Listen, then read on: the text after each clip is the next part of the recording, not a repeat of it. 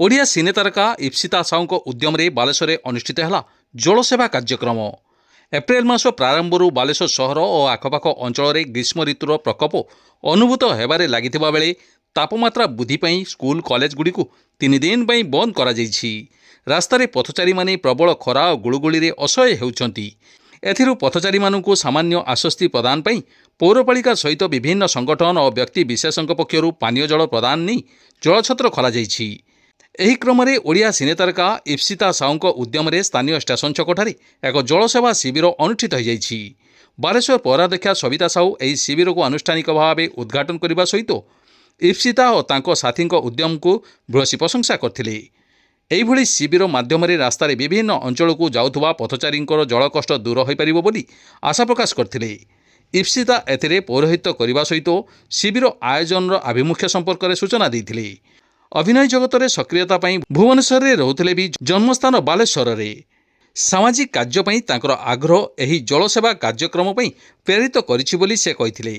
बालेश्वरवासी आशीर्वाद रे आगामी दिन में अधिक सामाजिक कार्यपाई प्रयास जारी रखिबे इप्सिता कहते।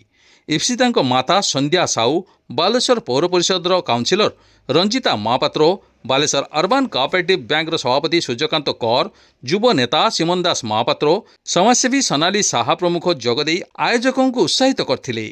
सामाजिक कर्मी रोजी पट्टनायक, हितिक नायक, सुप्रकाश साहा, प्रियंका रोणा, सौरभ अग्रवाल, जीवन संग्राम मिश्र, स्नेहा साहा, भेरीना साहा, विवेक साहू प्रमुख उपस्थित रही शिविर परिचालन सक्रिय सहयोग करथिले।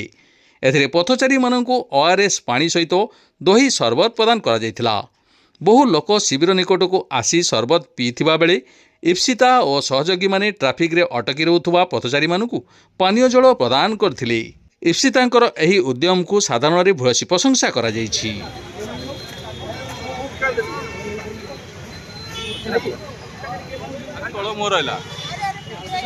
आगे आगे नमस्कार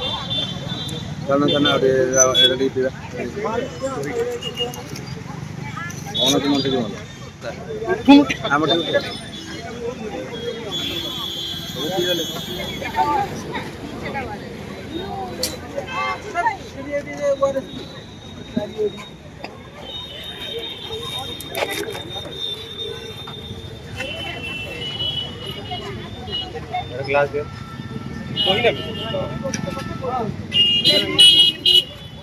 वारस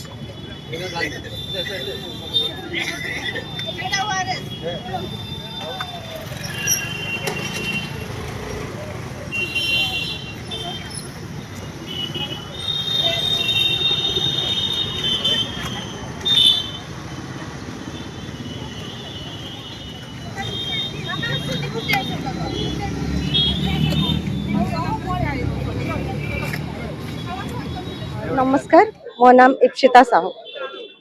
प्रथमे तो मोर निजस्व बहुत इच्छा थिला एमतिया लोक मानक पई सेवा करिया पई आ मो बालेश्वरवासी पई किछि करिया पई। एते गरम रे मु चाहूतिली कि टिके सहाय्य समस्त को हो, जेमते समस्त हाइड्रेट रहंतु, ओआरएस पियंतु, दही पानी पियंतु। से आमु करछि आगो को मु बहुत आशा रखिछि आपण मानकर आशीर्वाद रहिले मो ऊपर मु एमती बहुत किछि काम करिया पई चाहूछि। ना सोनाली साहा मु एठी आज स्टेशन छकरे मो सान भौणी इच्छा कला जे लोक मानक सेवारे किछि गोटे प्रोग्राम करिवो तो से तार ये रे प्रचेष्टा रे बर्तमान गोटे जलछत्र एठी करिछु। आगामी दिन मानकर भी तार परिवार बहुत इच्छा अछि।